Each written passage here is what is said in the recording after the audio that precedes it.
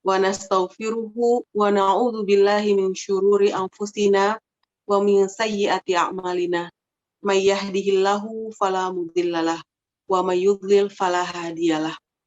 Asyhadu an la ilaha illallah wahdahu la syarikalah wa asyhadu anna Muhammadan abduhu wa rasuluh.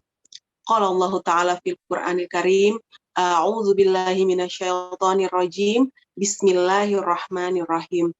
Yarfa'illahu alladhina amanu minkum walladhina utul ilma darajah. Shadaqallahul azim. Alhamdulillah, tidak ada kata yang lebih pantas kita ucapkan selain bersyukur kepada Allah Subhanahu wa Ta'ala, karena kita telah dianugerahkan berbagai banyak nikmat, di antaranya nikmat Islam, nikmat sehat, nikmat waktu, sehingga pada pagi hari ini kita bisa berkumpul secara virtual dalam majelis ilmu kajian Muslimah Azhari. Salawat dan salam diserahkan kepada Nabi besar Muhammad SAW beserta seluruh keluarga dan para sahabatnya yang telah bersama-sama berjuang menegakkan syariat Islam di bumi Allah ini. Semoga kita, anak keturunan kita termasuk golongan orang-orang yang akan bersama-sama berada di bawah panji Rasulullah di hari kiamat nanti. Amin, Allahumma amin. Baiklah, untuk menambah keberkahan acara pada pagi hari ini, marilah kita dengarkan lantunan ayat suci Al-Quran, surah Al-An'am ayat 112, yang akan dibacakan oleh Mbak Nuni, dan sari tilawah yang akan dibacakan oleh Umi Fitri. Kepada Mbak Nuni dan Umi Fitri dipersilahkan. A'udzu billahi minasy syaithanir rajim. Bismillahirrahmanirrahim. Wa kadzalika ja'alna likulli nabiyyin aduwwan syayatinal insi wal jinni yuhi ba'duhum ila ba'din zukhrufal qawli ghurura. Walau syaa rabbuka ma fa'aluhu fadharhum wa ma yaftarun. Shadaqallahul azim. Aku berlindung kepada Allah dari godaan syaitan yang terkutuk, dengan nama Allah yang Maha Pengasih lagi Maha Penyayang. Dan demikianlah untuk setiap nabi kami menjadikan musuh yang terdiri dari setan-setan manusia dan jin. Sebagian mereka membisikkan kepada sebagian lain perkataan yang indah sebagai tipuan. Dan kalau Tuhanmu menghendaki, niscaya mereka tidak akan melakukannya. Maka biarkanlah mereka bersama apa kebohongan yang mereka ada-adakan. Maha benar Allah dengan segala firman-Nya. Assalamualaikum warahmatullahi wabarakatuh. Waalaikumsalam warahmatullahi wabarakatuh. Jazakumullah khair untuk Mbak Tuti dan Uni Fitri. Baiklah, sebelum kita sampai pada acara utama kita, pemaparan kajian oleh Ustazah Dr. Nur Hamidah LCMAG, saya infokan kepada jamaah yang ingin memberikan infak terbaiknya, info rekening infak bisa dicek di kolom chat. Terima kasih. Baiklah, marilah kita sama-sama menyiapkan alat tulis, mushaf, memperbaiki niat. Kita bersama-sama duduk di majelis ilmu ini, tidak hanya untuk menambah wawasan, tapi juga yang utama adalah mencari keridhaan Allah Subhanahu wa Ta'ala. Kepada Ustazah Dr. Nur Hamidah LCMAG, saya persilahkan. Jazakillah, Bu Soraya. Nah iya, Ki Ustazah. Maaf ya, saya mohon izin cek share screen dulu. Mm-mm.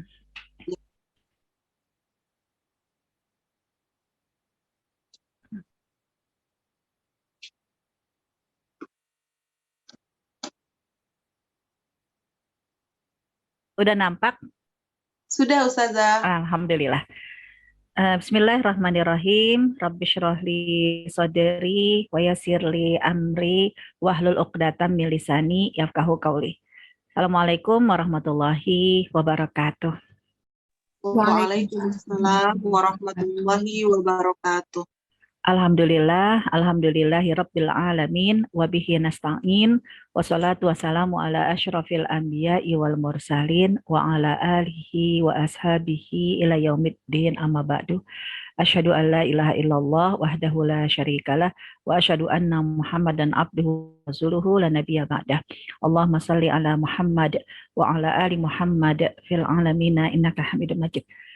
Alhamdulillah rekan-rekan sekalian yang dirahmati oleh Allah Subhanahu wa taala, hari ini di majelis ilmu walaupun masih virtual karena kita ingin menunjukkan rasa syukur kita kepada Allah, semua musibah pasti memberikan banyak pintu-pintu kebaikan, ya termasuk COVID-19 ini, ya ternyata dengan COVID-19 Allah mengajarkan kita dengan teknologi, ya perkembangan zaman, belajar itu tanpa mengenal batas waktu, batas wilayah, ya hanya dengan klik gitu kan. Yang penting punya paket data aja, ya punya paket wifi, kita bisa bertemu dalam majelis ilmu. Ya termasuk hari ini kita akan membahas tidak hanya majelis ilmu tapi majelis tadabbur Quran yang akan kita bahas yaitu surat An-Nas, ya, surat penutup ya yang ada di dalam Al-Qur'an.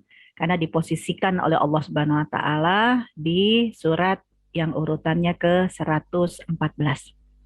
Ya. Untuk itu, karena ini adalah surat penutup, bukan berarti kita nggak tahu awalnya, cuman tahu cerita akhirnya aja.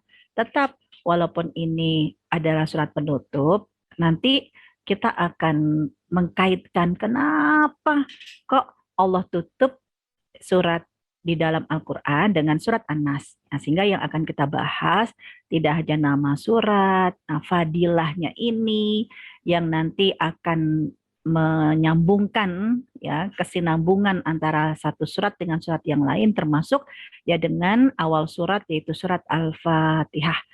Dan karena surat ini mayoritas ya awal pertama kali diturunkan di Mekah, walaupun diturunkan berkali-kali ya ketika Rasulullah pun di Madinah, pastilah poin yang paling penting yang ingin ditekankan oleh Allah Subhanahu wa taala, karena Al-Qur'an adalah surat cintanya Allah, jangan sampai kamu menyakiti Allah, menduakan Allah. Allah itu cemburu banget, lebih cemburu dari seorang wanita. Jadi jangan sampai dari surat Al-Fatihah, berbagai macam surat-surat dan ayat-ayat yang berikutnya, lah kok closingnya masih belum beres ya, masih menyakiti Allah Subhanahu wa taala. Nah, untuk itu nanti fadilah dan juga nanti berkaitan dengan masalah akidah harus tuntas tas karena akidah ini masalah hitam putih, nggak boleh abu-abu. Nah, agar nanti masalah ketauhidan kita tidak bermasalah dalam amaliyah praktis yang diajarkan oleh Rasul dalam perlindungan dengan surat Al-Falaq, surat An-Nas, inilah yang nanti secara tadabbur, hukum fikih, ya prakteknya seperti apa, insya Allah akan kita bahas di kesempatan hari ini. Allah Subhanahu wa taala ketika menutup surat cintanya kepada Rasulullah SAW ya dengan diberi nama surat An-Nas, surat untuk para manusia, mau muslim kek, kafir kek, laki-laki, perempuan, semuanya surat cinta ini ditujukan untuk kalian, wahai para manusia. Nah, ketika Allah mengclosing surat cintanya, Allah menyuruh, ayo kamu punya kedekatan sama Allah Subhanahu wa taala, karena Allah yang menyuruh langsung kata perintah dan kita melakukannya dengan subjek ana, ya aku, saya. Nah, Allah berfirman, A'udzubillahi minasyaitonirrajim, Bismillahirrahmanirrahim. Qul, ini kata perintah. Qul, bacalah. Apa yang kita baca? A'udzu, aku berlindung. Berlindung kepada siapa? Birabbin nas, kepada Rabbnya para manusia. Malikin nas, Allah ini tidak hanya Tuhannya manusia, Rabbnya manusia, tapi dia adalah Raja yang merajai semua manusia. Ilahin nas. Dan Allah punya hak untuk disembah sebagai Tuhannya para manusia.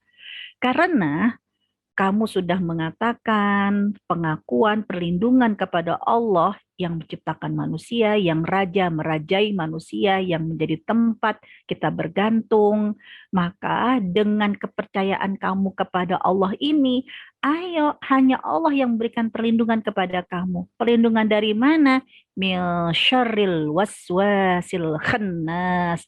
Ya, perlindungan yang bisa jadi nggak terlihat sama kita, karena dia datangnya berupa bisikan, ya bisikan yang bisa merusak dan mengganggu kita. Alladzi yuwaswisu fi sudurin nas. Dan bisikan ini bukan di telinga, karena kalau di telinga bisa jadi ya nggak nyampe dari telinga kanan, nggak nyampe ke telinga kiri.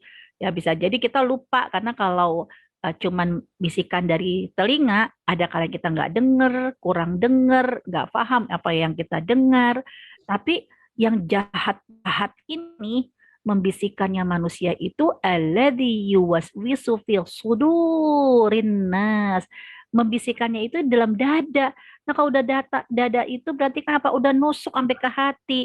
Ya kayak kita lah, bisa jadi ya kita dengan apa yang kita lihat kita lupa, apa yang kita dengar kita lupa.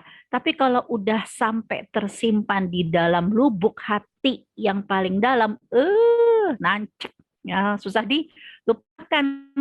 Dan kejahatan yang kita benar-benar minta perlindungan kepada Allah ini, ya dari bisikan itu yang sampai nancep ya ke hati. Ya, siapa yang suka berbuat jahat dan menancapkan kejahatan itu ke dalam sanubari kita, minal jinnati wan nas, baik itu jin maupun manusia yang kayak jin, ya manusia yang kesetanan. Nah, ini banyak pesan yang diajarkan oleh Allah Subhanahu wa taala dalam surat An-Nas. Dalam beberapa pendekatan untuk memahami Al-Quran, memang ada pendekatan tafsir. Kalau pendekatan tafsir, berarti kita harus tahu makna yang disebutkan di dalam ayat ini, kira-kira korelasinya, kemudian juga sinonimnya, itu dengan kata-kata dalam bahasa Arab seperti apa. Ini salah satu contoh aja. Ini model penafsiran dari tafsir As-Suudi, ya, di mana ketika Allah menyuruh a'udzu, berarti kamu yang bilang, kamu yang ngomong, aku berlindung, dan berlindung ini berarti apa? A'tasimu. Kita benar-benar harus terhindar ya dari segala hal-hal yang menakutkan itu, dari segala hal-hal yang kita memang ingin meminta perlindungan kepada Allah Subhanahu wa taala. Jangan orang lain yang minta, tapi kamu sendiri yang langsung minta. Ya. Ketika Allah berfirman birabbin nas, kamu harus tahu kenapa Allah tidak menyebutkan dengan Allah, tapi dengan kata Rabbin nas. Rabb berarti Allah itu adalah murabbihim. Ya, Allah itu yang menciptakan, khaliqihim, Allah yang menciptakan kamu, Allah yang memberikan rezeki kepada kamu, wa mudabbir ahwalihim.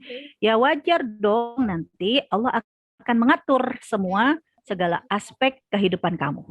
Ini kalau pendekatan tafsir ya, kita baca aja dulu pendekatan tafsirnya. Ketika Allah menyebutkan dengan identitasnya ilahin nas, penafsirannya apa? Ma'budihimul haqq.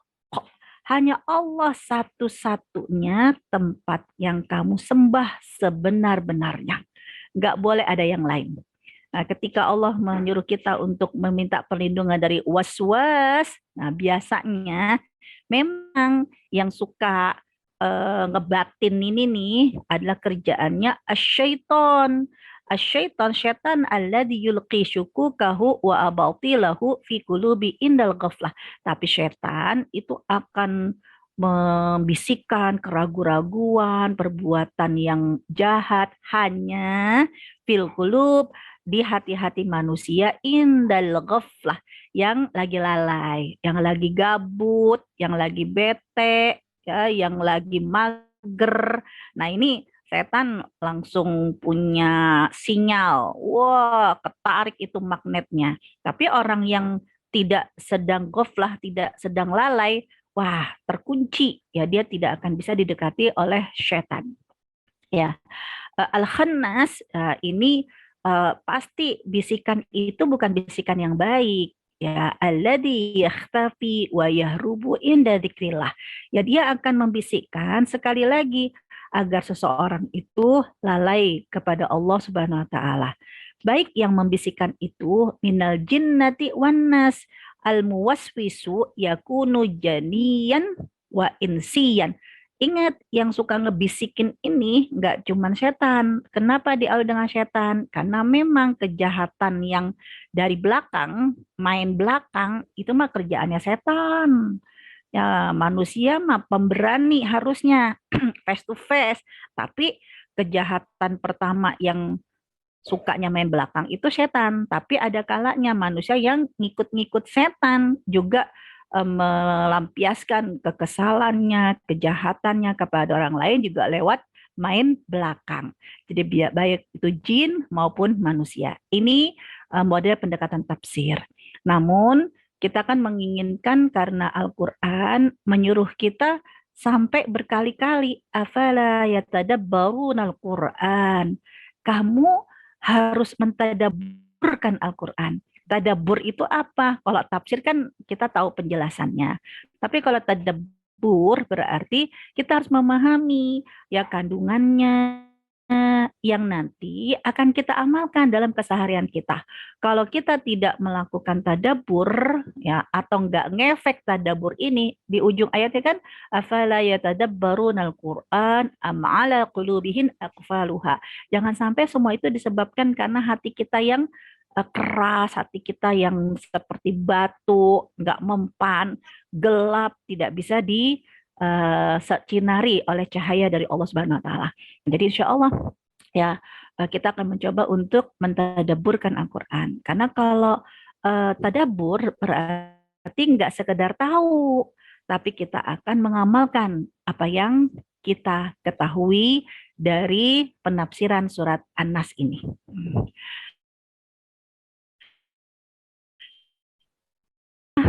Kok Allah menyuruh dan closing dua surat terakhir, yaitu surat ke-113 sampai 114, ya dengan istilahnya adalah al-muawwidhatain, dua surat yang kita diminta untuk membaca perlindungan.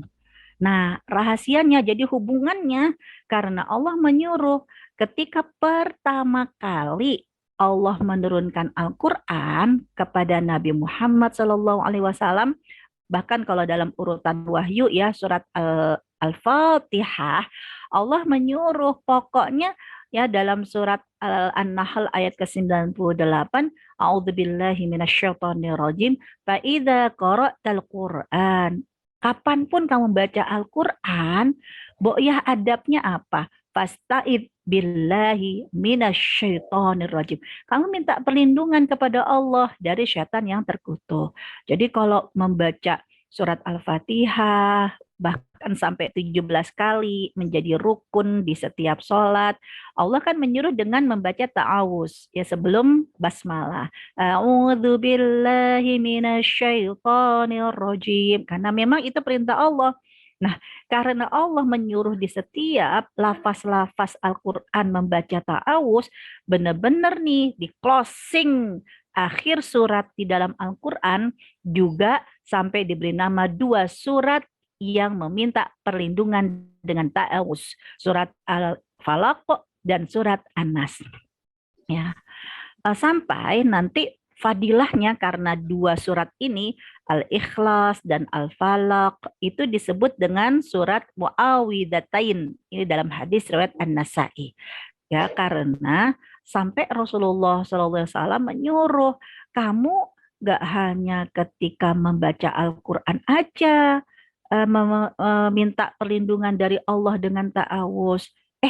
Ya dalam keseharian kamu agar setan itu gak deket sama kamu, ya kamu juga membaca ta'awuz, bahkan sampai menjadi rutinitasnya Rasulullah SAW, trikul itu untuk perlindungan kita. Ini dari Mu'adz bin Abdullah ya, ketika ia berkata pada saat hujan rintik-rintik, malam yang gelap, ya biasalah ya kalau udah hujan malam, ketika mungkin kita di luar rumah atau kita di rumah atau anak-anak kita berpisah dari kita, kan kita suka mikir, ya Allah hujan lagi, malam lagi, gelap lagi, ya nunggu-nunggu. Ya menunggu itu kan satu hal yang mendebarkan gitu. Nah, pada saat itu akhirnya apa? Rasulullah SAW kemudian menyuruh para sahabat, ucapkanlah apa yang kita ucapkan Rasul. Ya jadi di saat kamu kegelisahan, di malam hari, ada yang kita tunggu, gelap pula, deg-degan, ya Allah, ya Allah, ya Allah, kan begitu. Nunggu itu begitu pekerjaan yang sangat berat ya, karena baru lega kalau yang kita tunggu itu datang kan gitu. Dan saat kita berdebar, saat kita khawatir, Rasulullah menyuruh ucapkanlah apa yang diucapkan. Qul huwallahu ahad ya, surat Al-Ikhlas ya, dan juga Muawwidzatain surat Al-Falaq, qul a'udzu birabbil falaq, dan surat An-Nas, qul a'udzu birabbin nas. Kamu baca di sore hari, kamu baca di pagi hari sebanyak 3 kali, kamu akan dicukupi oleh Allah dari segalanya. Ya, rasa takut akan Allah berikan keamanan, rasa gelisah Allah akan berikan ketenangan. Itu ketika kita menjadikan rutinitas tidak hanya membaca Al-Quran kita ta'awuz ya, tapi dengan Al-Falaq dan An-Nas juga dijadikan amalan oleh Rasulullah SAW ya, agar Allah selalu melindungi kita dimanapun kita berada. Sampai ya Rasulullah pun juga memberikan sunnah ya, fadilahnya sebelum tidur, karena orang yang lagi tidur itu lemah. Orang yang lagi tidur nggak tahu apa-apa, orang yang lagi tidur diapa-apain juga mungkin nggak ngerti, ya orang yang tidur juga bisa jadi belum tentu bangun, ya akhirnya ya Aisyah radhiallahu an itu sampai mendokumentasikan di saat tidur kita saat tidak berdaya. Nah, saat kamu tidak berdaya, bisa jadi kamu akhirnya saat tidur dijahatin orang, ya dijahatin setan. Maka sebelum tidur, sunnahnya apa? Ya kamu meminta perlindungan kepada Allah, ya juga dengan trikul Al-Ikhlas, Al-Falaq, ya dan An-Nas. Ya. Dan sampai Rasulullah itu memberikan ilustrasi ya dengan membacanya dengan tangan yang menengadah, lalu diusap ke wajah, kepala, dan seluruh tubuh. Ini bagian dari proses ikhtiar. Nanti bagaimana praktek secara tegas menjaga ketauhidan, insya Allah nanti di akhir file kita akan bahas lebih detail lagi. Ya, sampai tidak hanya saat kita gelisah atau di saat malam hari, ya ada kalanya kan ketidaknyamanan kita pada saat kita sedang sakit, apalagi sakit yang tak kunjung sembuh. Ya, ikhlas sih ikhlas, ridho maridho, sobar masobar.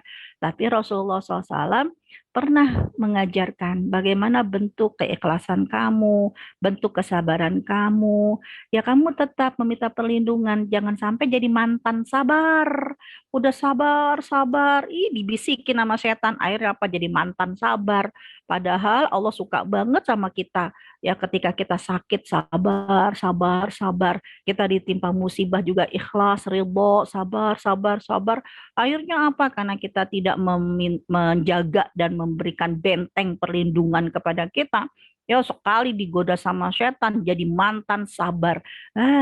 Agar kita tidak menjadi mantan sabar, mantan ikhlas. Nah, Rasulullah SAW ya mengajarkan ya ketika beliau sedang sakit, biasanya Rasul sendiri yang akan melakukan ya, tapi saat sakit kan bisa jadi hal-hal yang biasa kita lakukan tidak bisa kita lakukan.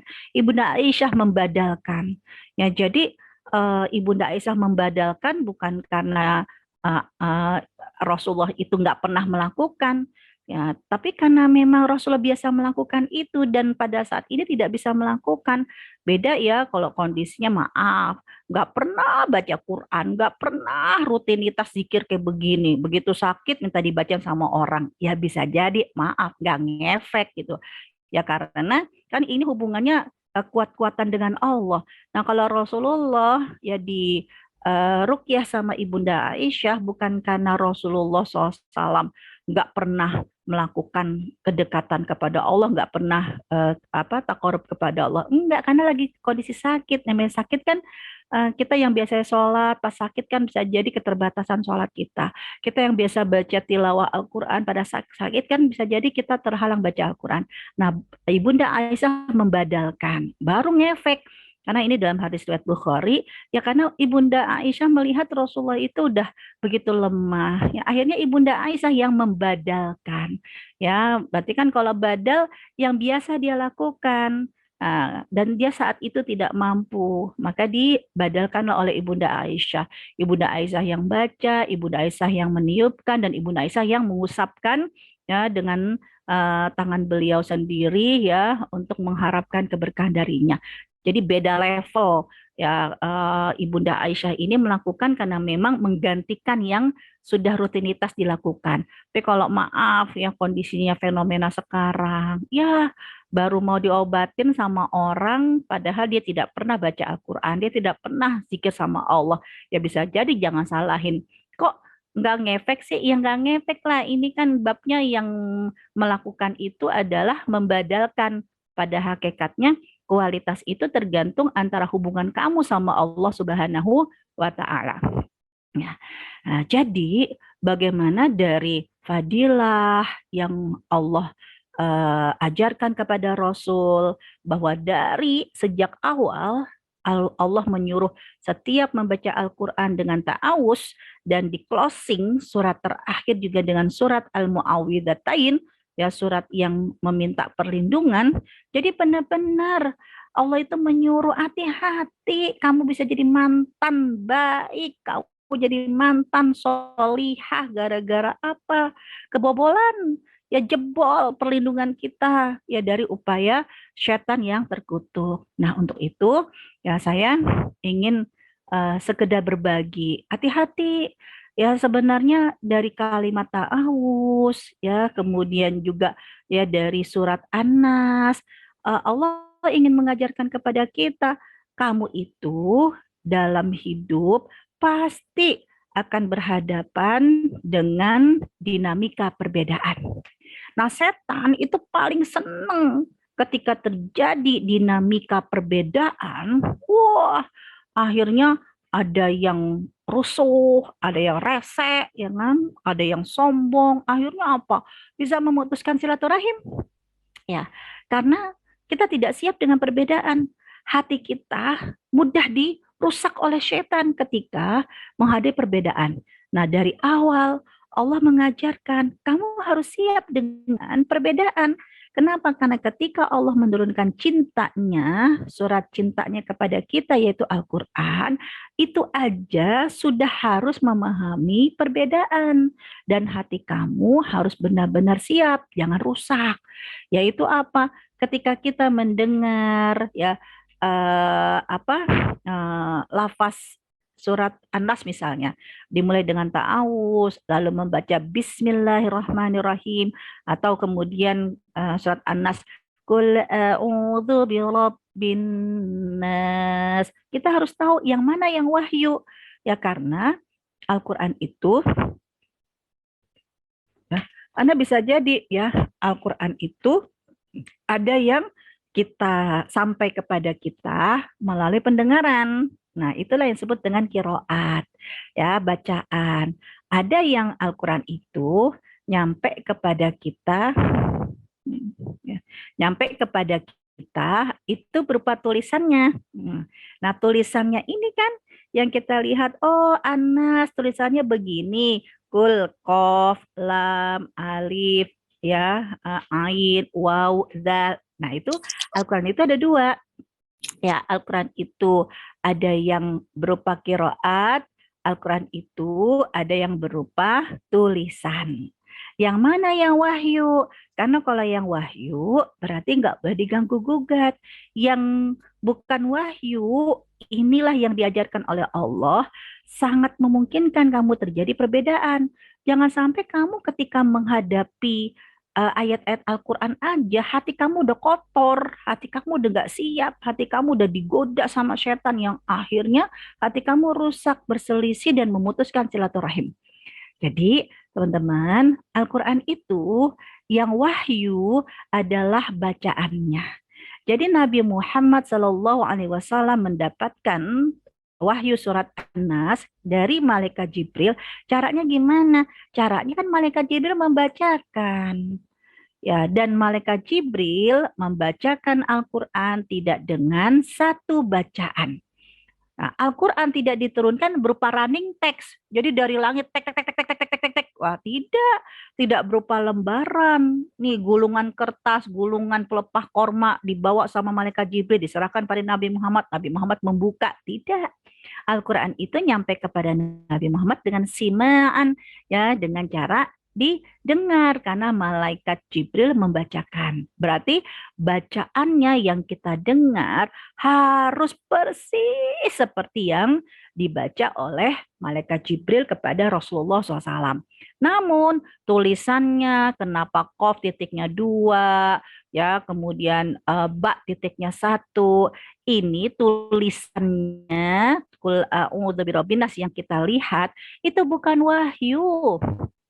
Itu adalah ijtihad para penulis wahyu. Itu adalah karangan ijtihadnya Utsman bin Affan, Zaid bin Sabit, yang mereka memang berinisiatif gimana ya mendeskripsikan apa yang mereka dengar dari lisannya Rasulullah berupa tulisan. Nah, yang itulah nanti dikenal bentuk tulisannya, batang hurufnya, kerangka hurufnya disebut dengan rasem, yang mungkin kita sering sebut dengan rasem Utsmani.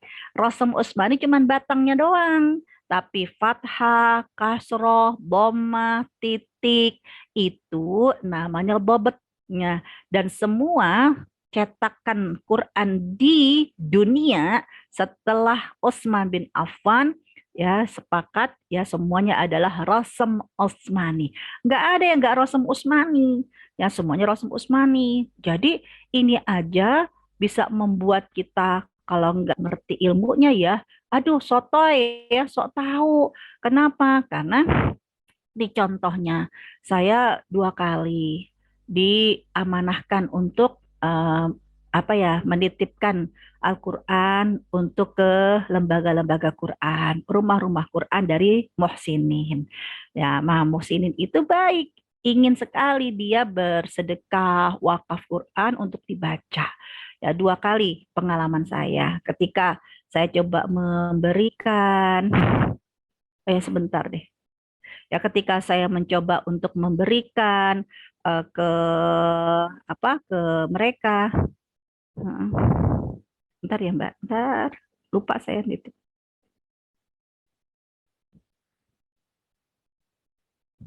Nah, begitu saya mencoba untuk memberikan kepada mereka, yang ditanya pertama kali apa? Ustazah maaf, ini rasem Utsmani bukan? Lah, semuanya juga rasem Utsmani. Ya enggak, Quran kita Quran yang begini, bukan Quran yang begitu, ya kan? Oh, semua Quran rasem Utsmani. Tapi dalam masalah standar yang dipakai antara Quran Indonesia dengan Quran Timur Tengah itu berbeda, tapi semuanya Quran standar. Kalau di Indonesia namanya MSI, Mushaf Standar Indonesia. Tapi kalau di Timur Tengah biasanya disebut dengan MM, Mushaf Standar Madinah. Yang Mushaf Standar Madinah aja itu beda-beda dalam teknik penulisannya. Jadi jangan bilang, oh, maaf, Quran saya mah Quran yang Utsmani, Quran yang standar Utsmani. Itu kan sampai yang ngasih Quran tuh sampai mikir, Ustazah Quran saya salah ya. Enggak, Quran Ibu itu Quran MSI, Quran Mushaf Standar Indonesia. Yang dipakai sama teman-teman ini biasanya Quran yang dari Timur Tengah. Ya, dan standarnya semua ya masing-masing ada teorinya. Tapi semuanya Mushaf Utsmani. Itu aja kan momen kayak gitu aja kan udah bikin sedih. Orang yang ngasih kesannya bahwa Qurannya dia salah. Nah, saya ingin berikan salah satu contoh ya yang model cuman beda antara Quran Indonesia dengan Quran Timur Tengah aja kita maaf ya kalau tidak hati-hati setan peluang banget bikin kita bertikai apalagi kalau teman-teman lihat nih ya Quran yang sama-sama ya dicetak oleh Madinah tapi dengan periwayatan yang berbeda dan dipakai di beberapa negara-negara yang berbeda. Contohnya misalnya surat Al-Fatihah. Ya, surat Al-Fatihah ya banyak juga yang membacanya di awal ayat disebut bukan basmalah, tapi awal ayat adalah Alhamdulillahirabbil alamin. Nah, kalau alhamdulillah ayat yang pertama, sedangkan kita biasanya alhamdulillah itu ayat yang kedua, berarti Al-Fatihah kurang dari 7 ayat dong? Enggak, tetap 7 ayat. Karena di ayat yang ketujuh menurut versi kita, ya siratal ladzina an'amta alaihim ya ghairil maghdubi alaihim waladdallin ini dibagi menjadi 2 ayat. Nah, kalau sekarang kita yang An-Nasnya. Nah, An-Nasnya lihat ya ketika kita biasa membaca kul a'udzu birabbin nas. Ya kul itu kan qaf. Ya titiknya 2. Tapi kenapa kok di dalam Quran yang digunakan di Jazair, ya di Maroko, ya ternyata dilihat ini titiknya 1. Jangan dibacanya full. Kalau dibacanya full masalah. Tetap dibacanya kul. Loh kok kenapa kok berbeda? Jangan dibilang ini Quran palsu, ini salah pengetikan. No, ya kamu udah tidak berlapang dada, kamu udah sotoy, kamu udah komen saya yang paling baik. Ini udah peluang setan itu menghembuskan ya kerusakan di hati kita. Dan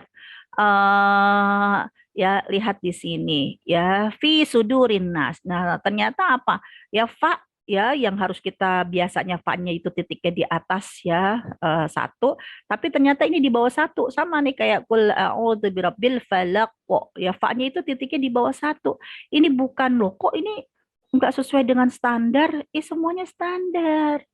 Hanya kenapa kok ada perbedaan? Nah, Allah ingin mengajarkan kepada kita model tulisan ini bukan wahyu. Model tulisannya adalah ijtihad para ulama. Nah, sekarang ya kita ingin diajarkan bagaimanakah ijtihad para ulama agar nanti dari penulisan ini semuanya punya tujuan mengenalkan Allah yang efeknya tidak hanya kita kenal, tapi harus memposisikan kita mentauhidkan Allah. Tauhidullah.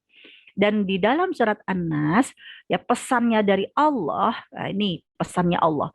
Allah sebagai Rabb, ya pesan yang tersurat. Allah sebagai ilah, juga pesan yang tersurat.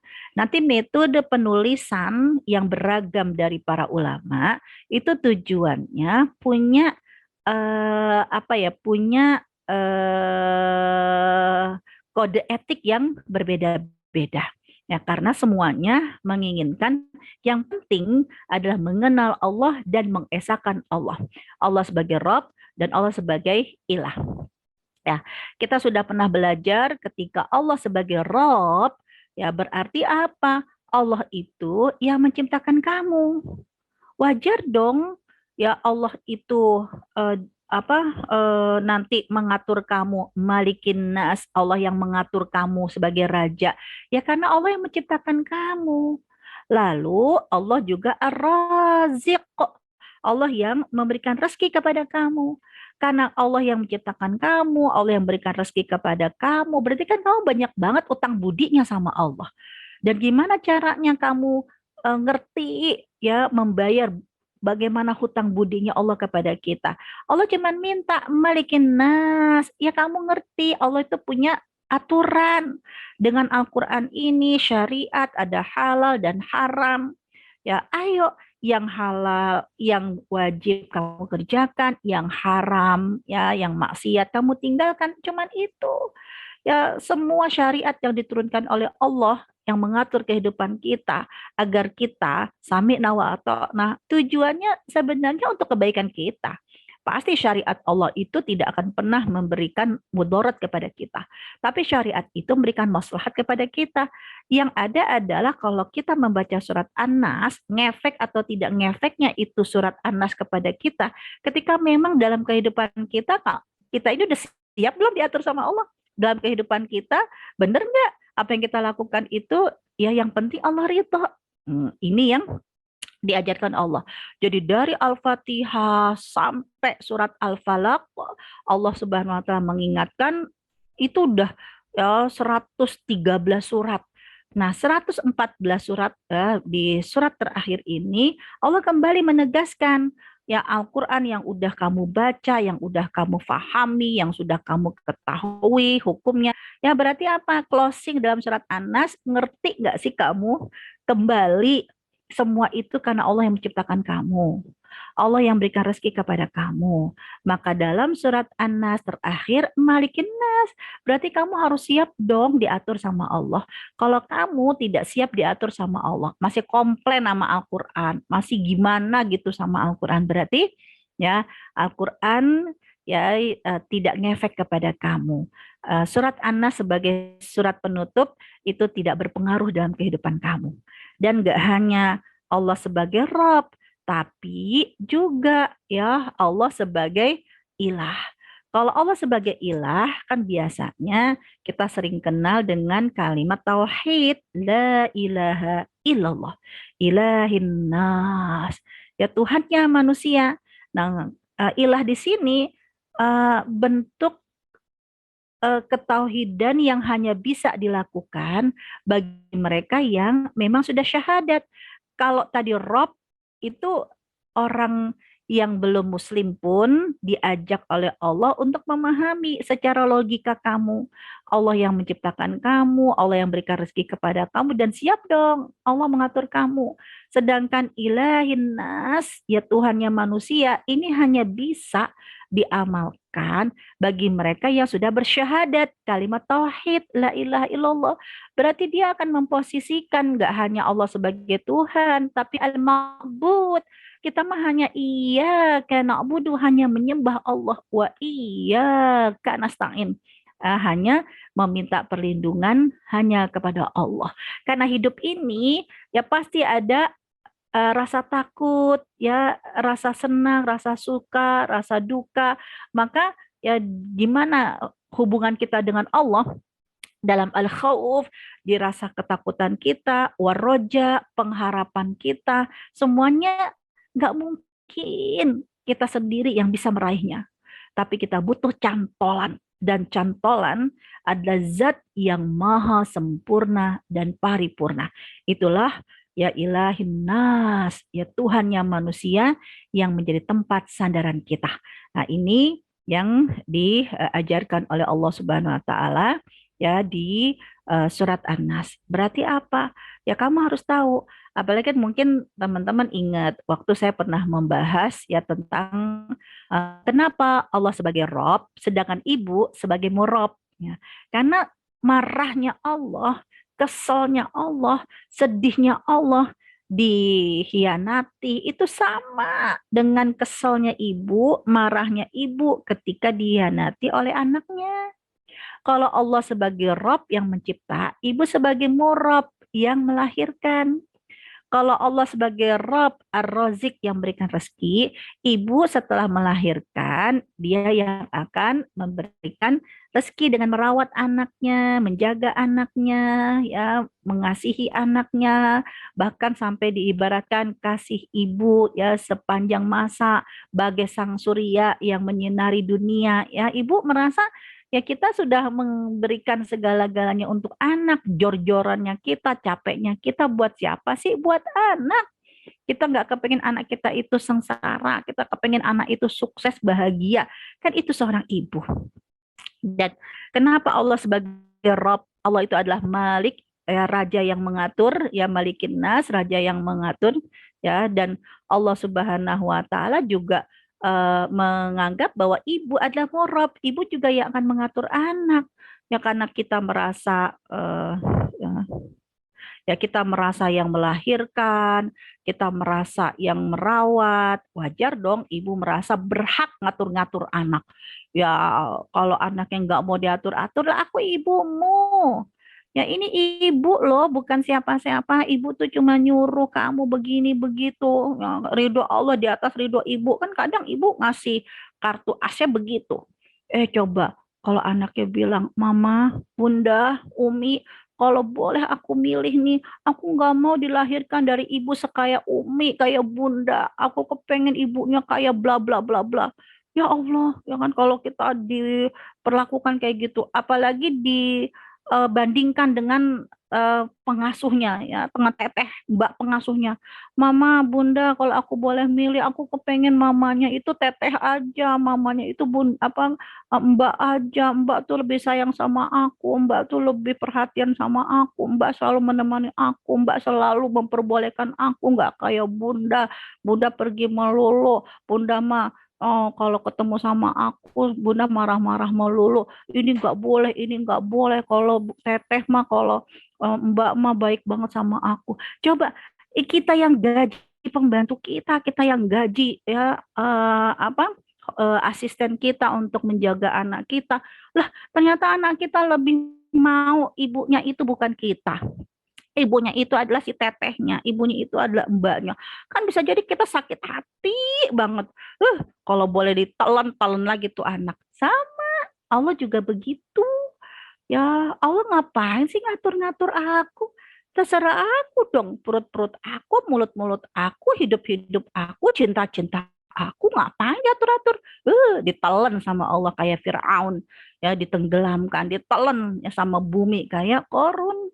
Nah, Allah menyuruh di antara ayat-ayat Al-Quran yang sudah Allah berikan kepada kamu secara gamblang, maka closingnya Allah ingatkan kembali, ingat ya, Allah itu sebagai ya raja yang mengatur kamu, Allah yang meminta kamu, ya karena apa yang Allah minta pun bukan menyulitkan kamu kok. Ya, amal usri yusra, di setiap kesulitan kamu pasti terbuka kebaikan-kebaikan kamu. Masalahnya kamu paham atau tidak paham. Kamu positive thinking atau negative thinking kepada Allah Subhanahu wa taala. Nah, ini yang diajarkan Allah Subhanahu wa taala. Nah, sekarang kita akan belajar apa yang sudah diteorikan ya dalam surat An-Nas, tauhid rububiyah, tauhid uluhiyah. Itu enggak sekedar teori. Ayo, yang namanya tadabbur tidak hanya kamu paham, tapi kamu amalkan enggak? Kalau kamu salah paham, nanti kamu salah mengamalkan. Kalau kamu benar pemahamannya, maka kamu akan lurus dalam mengamalkannya. Nah, bismillah, amalia praktis yang akan kita coba amalkan. Karena sensitif banget nih dengan perlindungan, dengan ruqyah, dengan bacaan-bacaan. Itu jangan sampai merusak ketauhidan kita kepada Allah, sampai jatuhnya kepada musyrik. Kan begitu. Nah, dengan demikian, kita mencoba dengan teori yang pertama. Teori yang dipilih oleh para ulama ya dalam model penulisan. Ya, yang titiknya satu di atas, titiknya satu di bawah. Nah, kita akan ambil satu teori aja, yaitu dari ba. Kenapa? Karena ba ini luar biasa. Ya, ketika para sahabat mendengar dimulakan surat Al-Fatihah dengan Bismillahirrahmanirrahim. Dan juga di setiap surat-surat yang lain kan diminta juga membaca bismillah.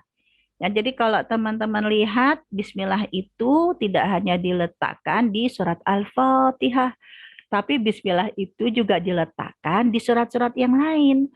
Berarti apa? Awal mula yang akan kita tadaburkan untuk amalan praktis ketika kita membaca surat An-Nas, pasti kita ketemunya dengan huruf ba dulu. Karena bismillahirrahmanirrahim itu dengan ba. Nah, para ulama kenapa memutuskan ijtihad ba ini titiknya di bawah? Lalu ya dengan bismillah, birabbin nas itu dengan kasroh juga diletakkan di bawah. Ini bukan dari sononya. Itu mah dari sononya mana? Sononya wahyu. Tidak. Malaikat Jibril tidak pernah menurunkan gulungan kertas, tidak pernah mengajarkan titik koma, enggak. Ya, berarti ini ada teori para ulama agar kamu ketika berinteraksi dengan ayat-ayat Al-Quran, lalu kamu menjadikan ayat Al-Quran ini amaliyah dalam kehidupan kamu, fahami ketauhidan ketika para ulama meletakkan ba dengan titik di bawah, yaitu mulakan segala sesuatu dengan kerendahan hati. Nggak ngefek kamu baca bismillah. Ya ketika anak kita sakit baca Al-Falaq, An-Nas, ketika kita kepingin sukses dengan baca bismillah aja, bismillah aja. Enggak ngefek. Kenapa? Kalau tidak dimulai dengan kerendahan hati. Tidak sombong. Nah, para ulama ya ingin bagaimana ya rasanya Rasulullah ketika mendapatkan Al-Quran. Rasanya Rasulullah ketika membaca Al-Quran. Rasa dengan ketawaduan. Rasa bahwa Allah itu memiliki segala-galanya. Rasa bahwa Allah bersama dengan Rasul. Nah, ini nggak mungkin kita dengar, nggak mungkin kita lihat dengan panca indera, karena kita nggak hidup sezaman sama Rasul. Tapi bagaimana mentransfer rasa itu, ikhtiar para ulama dengan membuat teori bagaimana bentuk penulisan dengan ba titiknya di bawah, agar kapanpun ketika kita berhadapan dengan Al-Quran, memulai dengan bismillah. Agar ketika kita beraktivitas apapun, memulai dengan bismillah, ketemu dengan huruf ba. Dalam membaca surat An-Nas, qul a'udzu birabbin nas, pakai ketemu ba, ya, itu semua harus diawali dengan kerendahan hati. Kerendahan hati, bahwa ya Rasul menyuruh kita memulakan segala sesuatu juga dengan basmalah, dimulai dengan ba, agar apa? Kamu jangan somse, kamu jangan sombong. Memang sekarang kamu sukses dengan kedua kaki kamu yang berjalan. Kamu sukses dengan kedua tangan kamu yang bekerja. Kamu sukses dengan otak kamu yang berpikir. Betul. Tapi jangan lupa, bukankah awal mulanya, walaupun itu kaki kamu, itu tangan kamu nggak bisa ngapa-ngapain. Lihat waktu kamu masih bayi, begitu dilahirkan dari rahim ibu kamu. Kamu punya dua kaki, mampukah kamu berdiri di atas dua kaki? Enggak. Kamu punya dua tangan, mampukah kamu bekerja dengan dua tangan? Enggak. Kamu udah punya otak, udah punya IQ, mampukah kamu bekerja dengan otak kamu ketika baru dilahirkan dari rahim ibu kamu? Enggak. Nah sekarang begitu puluhan tahun, ketika puluhan tahun kita bisa sukses, yang akademisi sukses dengan akademiknya, yang profesional sukses dengan karir, yang bisnis sukses dengan bisnisnya. Jangan lupa, semua itu dimulakan karena kamu tidak punya apa-apa. Allah lah yang memberikan kamu bisa apa-apa, punya segala-galanya. Nah, sampai kalau kita sudah memahami dengan kerendahan hati, maka kita gak akan berani maksiat kepada Allah. Kita gak akan berani maksiat, kita gak akan berani sombong. Karena orang yang sombong itu dalam surat Al-A'raf ayat ke-40, la tufattahu lahum abwaabus sama, gak akan dibukakan pintu-pintu langit. Keberkahan, kesuksesan, tandanya apa? Allah gak suka, Allah marah. Nah ini yang diingatkan oleh Allah. Ya, jadi baik ba di bismillah, baik ba nanti birabbin nas, ya tolong ya kamu ketika memahami huruf ba ini dengan titik di bawah, berarti apa? Kita nggak akan berani maksiat. Karena maksiat itu berarti menodai Allah. Bismillah, ba dengan nama Allah. Birabbin nas juga dengan ba diiringi dengan Tuhannya manusia. Dan itu rahasianya kenapa Allah nggak mau meletakkan ba dalam basmalah untuk surat At-Taubah, karena berisi awal adalah tentang kemaksiatan orang-orang kafir Quraisy dan orang-orang Yahudi. Nah, tanda kasrah birab bin nas, ya, diberi isyarat, ayo letakkan, tidak hanya kamu tidak memiliki kekuatan, tapi kamu merasa lemah dan kamu butuh cantolan kekuatan langsung hanya kepada Allah Subhanahu wa taala. Birabbin nas, lemahnya kamu akan bangkit, akan semakin punya power. Kenapa? Karena kita mencantolkan diri kita dari sang power yang sempurna dan paripurna, itulah Allah. Dan itu rahasianya kenapa dalam surat Shad ayat 83 orang yang memulai baca surat Al-Falaq, surat An-Nas, nggak mesti dia seorang kiai, nggak mesti dia seorang ustadz. Kualitasnya itu bukan titelnya, bukan berapa kali bacanya, tidak. Kualitasnya itu adalah semakin dia merasa lemah dan semakin bersandar hanya kepada Allah semata. Itulah yang paling ditakuti oleh setan. Karena iblis yang bersumpah, illa ibadaka minhum mukhlasin, aku akan sesatkan semua manusia kecuali hambamu yang mukhlasin, yang nyantolnya kepada Allah. Ketika kita membaca qul a'udzu birabbin nas, ya Allah, kita tuh nggak ada apa-apanya. Kita hanya mencantolkan kekuatan kita, menyandarkan kekuatan kita kepada Allah. Bukan kepada karir kita, bukan kepada status kita, bukan kepada capability orang lain, tidak. Tapi Allah yang bersamaku. Allahumma'i, Allah bersamaku. Allahun nadhori, Allah melihatku. Ya Allahu syahidi, Allah menyaksikanku. Ya Allah bersama dalam mataku, Allah bersama dalam telingaku, Allah bersama dengan tanganku. Bukan artinya ini bentuk kemusyrikan tangan Allah di mana-mana, tidak. Tapi ini adalah bentuk bagaimana dia merasa Allah itu selalu mengawasinya. Allah itu kan selalu bersamanya. Nah, orang yang selalu merasa ma'iyatullah, bersama dengan Allah Subhanahu wa taala, ini yang paling ditakuti sama iblis. Ya, iblis tidak bisa mendatangi manusia dari atas, ya ketika manusia itu ya punya korelasi yang dekat sama Allah. Dan iblis tidak bisa mendatangi dari bawah. Artinya apa? Iblis nggak bisa semakin merendahkan orang yang merendahkan dirinya kepada Allah. Orang yang merasa rendah hati, dia sukses, kata orang mau, wah hebat, bisnisnya keren, ya keluarganya harmonis, kekayaannya melimpah, infaknya jor-joran. Orang lain menganggap dia luar biasa. Tapi iblis gak bisa mengganggu orang ini. Kenapa? Karena dia bilang, ya hadza min fadli rabbi. Ya Allah, ini mah semua anugerah dari Allah. Ini adalah rezeki. Bisa jadi ini adalah doa-doa. Wah, semakin dia merendahkan hatinya, padahal orang memandangnya sukses, semakin gak bisa iblis mendekati dia. Kenapa? Iblis gak mau gengsi, jaim, merendahkan dirinya lebih rendah lagi dari orang yang merendahkan dirinya di hadapan Allah Subhanahu wa taala.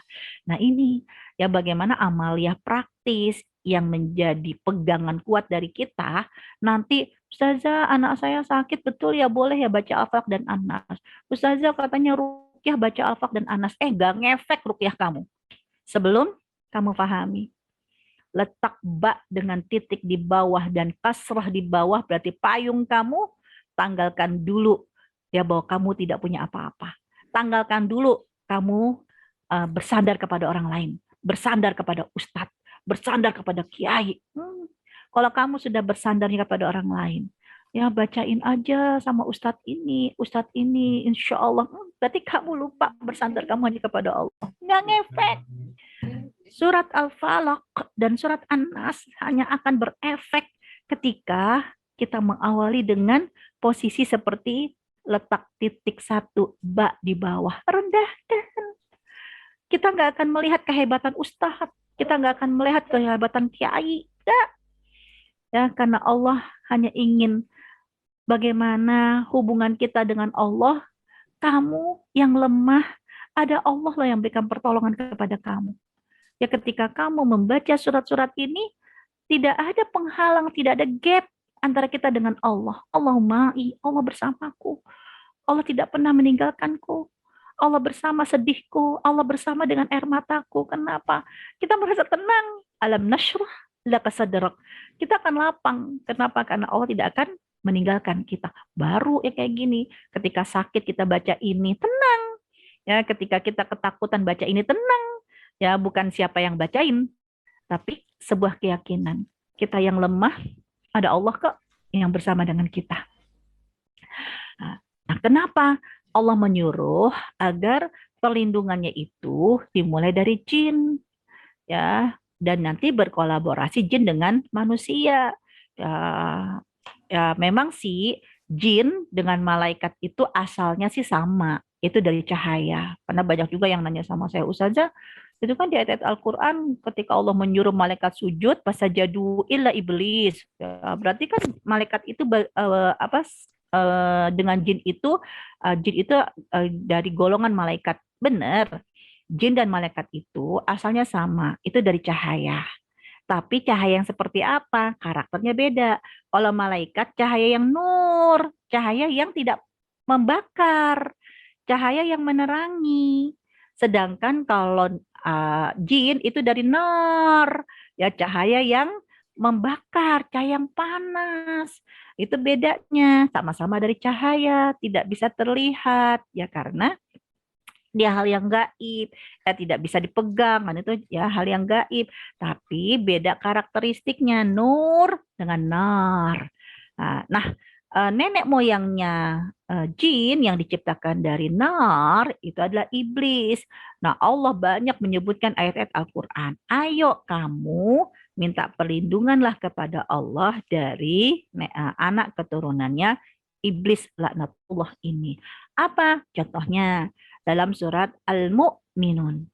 Allah yang menyuruh kamu ketika minta perlindungan kepada Allah, jangan melalui perantara. Rutinitas mah kita yang baca. Bukannya kita nggak boleh doain anak. Kewajiban kita sebagai orang tua doain anak. Tapi sudahkah kita menanamkan kepada anak, kamu punya kewajiban berdoa kepada Allah. Bersandar hanya kepada Allah. Karena perlindungan di dalam Al-Quran, ya semuanya dengan permintaan dari Allah dengan kul, baca. Berarti kamu yang baca, kamu yang ngomong. Rabbi a'udhu, aku, ya Allah, ya Tuhanku, a'udhu, aku berlindung, bika kepadamu, min hamazatis syayatin, dari bisikan setan. Karena setan itu menggoda manusia dengan dua cara. Pertama dari bisikan. Yang kedua, wa a'udzubika rabbi, dan aku juga mohon ya Allah lindungilah dari apa? Burud, dari kehadirannya datang mendekati, baik dengan peredaran darah, baik dengan wiswas ya yang ada di hati. Nah, Allah menyuruh bentengi diri kamu dari godaan setan. Jadi makarnya setan dari jauh ya dengan bisikan ataupun dia akan mendekat ya dengan kehadirannya. Juga dalam surat Al-A'raf ayat 201, berlindung kepada Allah dari setan tidak hanya dengan ta'awuz, tapi innalladzina taqaw, orang-orang yang bertakwa kepada Allah, dia punya sensitif. Idza massahum ta'ifum minasyaiton, ketika disentuh sedikit ya, dibayang-bayangin kalau di terjemahan kayak begini. Ya disentuh, dibayang-bayangin dengan pikiran-pikiran jahat, udah mulai bete-bete, gabut-gabut, nah begini, nah begitu. Minasyaitan, itu pasti dari syaitan kalau yang menjauhkan kita kepada Allah. Maka yang Allah minta, tadzakkaru, bukan sekedar ta'awuz, langsung zikir. Terserah zikirnya. Mau zikir ta'awuz, mau zikir istighfar, mau zikir subhanallah, walhamdulillah, wa la ilaha illallah akbar, mau zikir Al-Quran, mau sholat, silakan. Karena apa? Karena Allah tidak ingin kamu mengkultuskan satu ayat dengan ayat yang lain. Pokoknya selama kamu zikir kepada Allah, mau ayat apapun, mau kalimat tasbih apapun, kalimat zikir apapun, apapun, itu semua mendekatkan dan memberikan perlindungan kepada kita.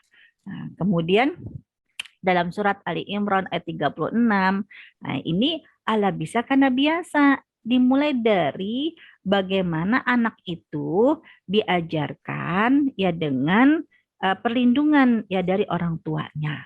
Ya dari mulai usia dini ya, karena Allah yang menceritakan bagaimana istrinya Imran, dialah yang menjadi kunci rahasia.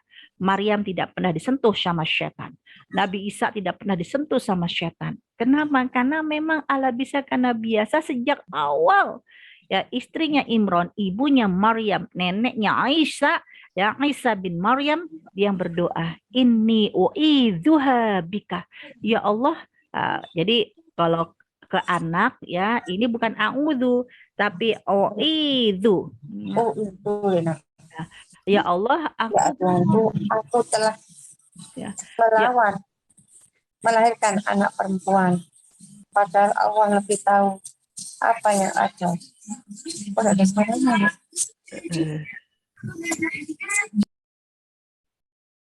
Ya, jadi u'idzuha bika. Ya Allah, ya aku mohon lindungi anak ini. Ya, wa dzurriyyataha, dan keturunannya minasyaitonir rajim, dari setan yang terkutuk. Ini kalau anaknya perempuan. Kalau anaknya laki-laki diganti hu. Inni u'idzuhu bika wa dzurriyyatahu minasyaitonir rajim. Kalau anaknya tidur, kita bisa usap. Tapi kalau anaknya jauh gimana Ustazah? Anaknya udah di pesantren, anaknya mungkin udah kuliah di luar kota, di luar negeri. Ya udah, hadirkan rasa kita ingin melindungi mereka. Ya dengan kita lihat fotonya, kita usap dari mulai kepalanya sampai kakinya. Itu ya dengan menghadirkan rasa ini melalui foto. Saya biasanya tuh kalau nyuruh ibu-ibu yang udah sepuh ya, kan mereka namanya juga udah sepuh, udah mulai lupa-lupa, betul dibantu untuk diingatkan. Walaupun yang muda-muda kan udah sering banget update status ya, ngasih foto-foto kemana di WA. Tapi nenek-nenek kan kadang gitu, handphoneku kok nggak bisa buka foto kan gitu kan. Mau ngirim foto nggak bisa, buka foto nggak bisa, ya karena udah kepeduan memorinya kan. Bilang, udah deh Bu, ya minta tolong aja sama anaknya, sama mantunya, cetak satu. Jadi cetak yang lengkap ya, yang foto ada anak-anaknya, ada cucunya. Kenapa? Karena ketika dia sholat, menghadirkan rasa. Ya siapakah yang akan dia doakan? Siapa yang mungkin yang ingin dia minta perlindungan dengan dia melihat fotonya, dia raba dari mulai ubun-ubunnya sampai foto itu ke kakinya. Kalau dia adalah perempuan, ini u'idzuha bika wa dzurriyyataha minasyaitonir rajim, lebih meresapi. Kalau laki-laki, ini u'idzuhu bika wa dzurriyyatahu minasyaitonir rajim, lebih merasa mantap. Jadi tolonglah dibantu ya Mahmud ya, kasihan para mertua-mertua ya, para oma-oma yang udah nggak bisa buka handphone karena memorinya udah penuh ya, nggak bisa di clear chat ya kan. Nah, nggak ngerti caranya agar ada satu perlindungan ya dari para orang tua, karena kan orang tua itu doanya sangat mustajab. Tapi jangan hanya mengandalkan perlindungan dari orang tua.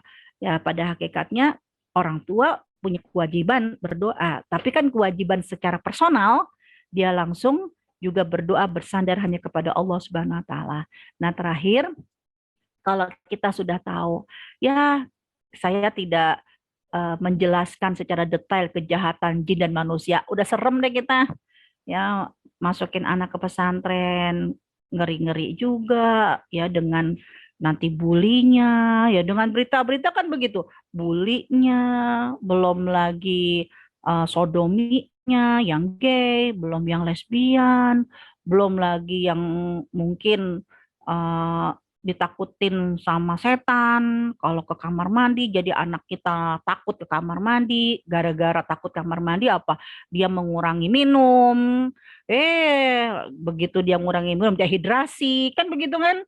Ya gara-gara ditakut-takutin, oh di kamar mandi nanti ada setannya. Wah, artinya kita kalau lihat berita ya apalagi kalau ada channel apa program yang patroli, aduh, ya yang pulang pergi keluar kota, anak-anak kita juga kita, aduh ya Allah, ini naik travel di darat, sopirnya ngantuk, yang semalam kan 12 penumpang, yang ini hari Jumat kan bisa jadi mereka anak-anak yang kuliahnya di luar kota di Jawa Barat kan, yang pulang ke Jakarta karena mau Jumat Sabtu Minggu ya sama ibunya, kita nungguin kok nggak datang-datang, ternyata di berita ya elf yang travel kan itu kecelakaan karena sopirnya ngantuk, ya 3 langsung tewas seketika.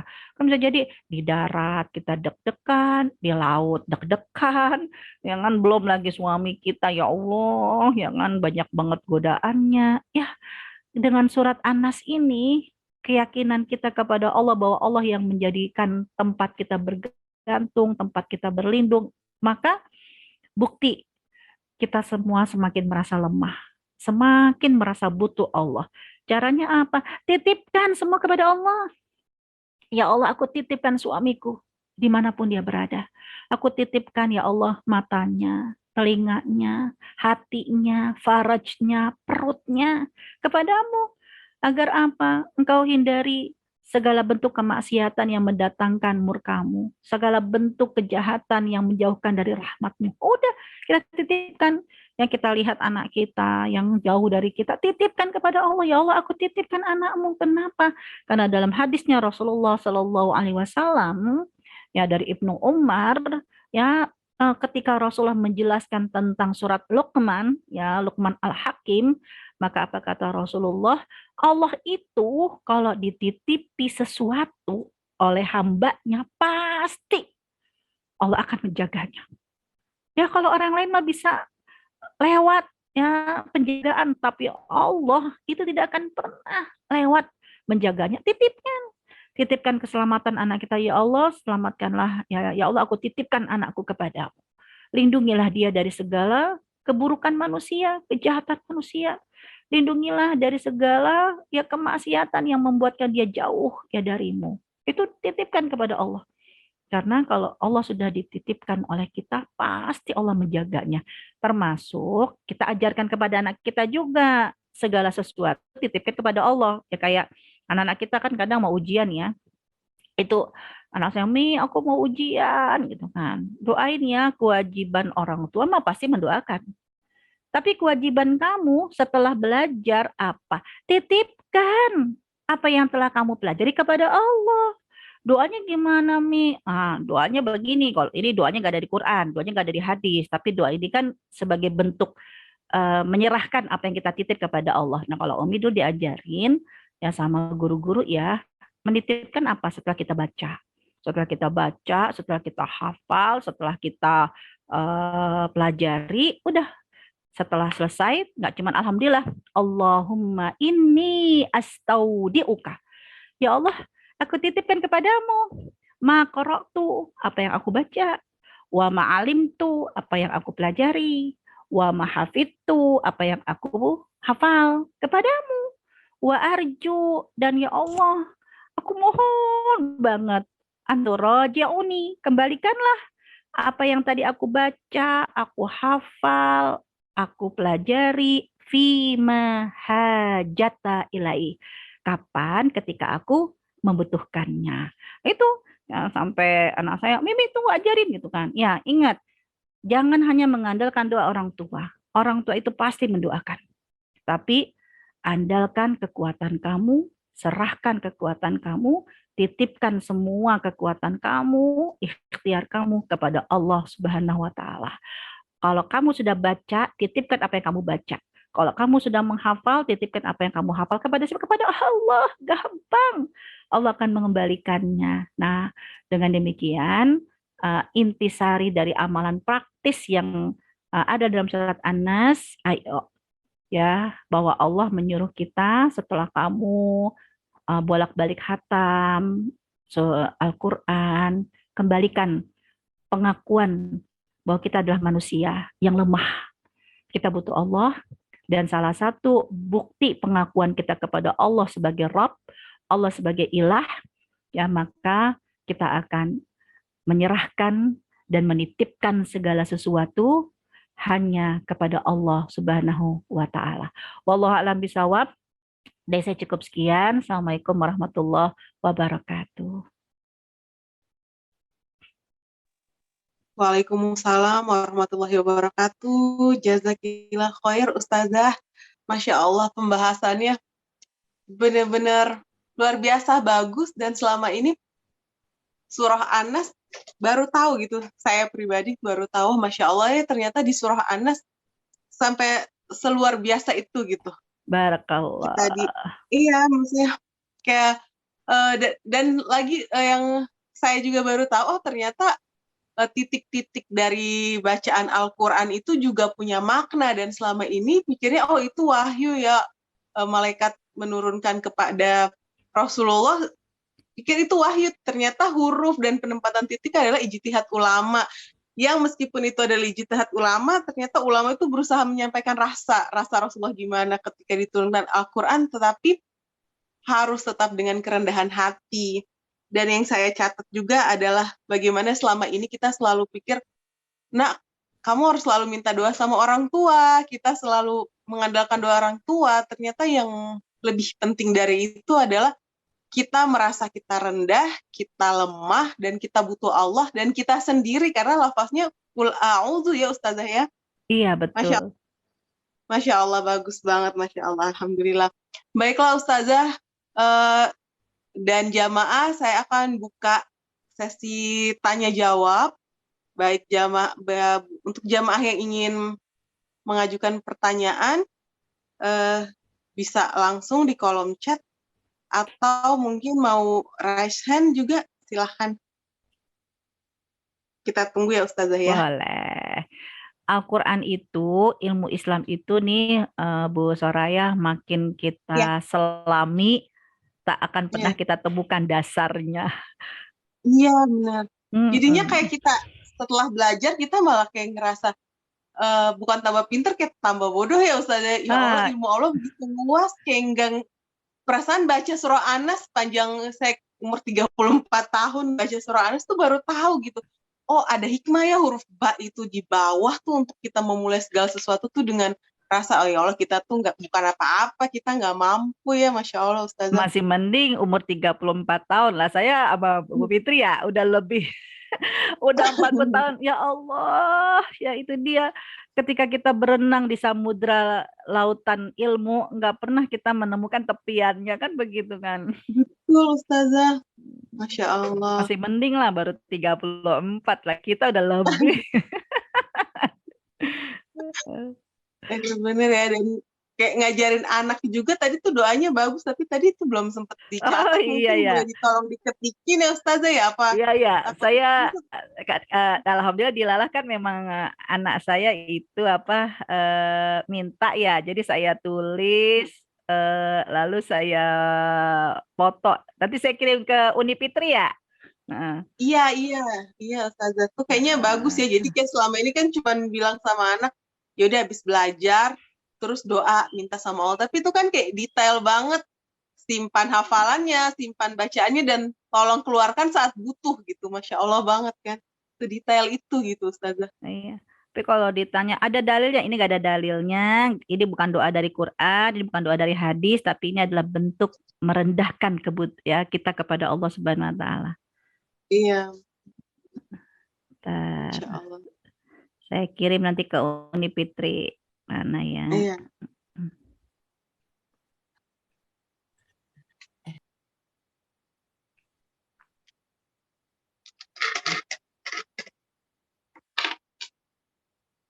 Usia berapa sekarang Ustazah, anak-anaknya Ustazah? Yang tinggal di rumah tinggal yang kecil, yang kelas 6 SD. Kalau kakak-kakaknya udah pada jauh keluar kuliah. Lagi kuliah ya, Masya Allah.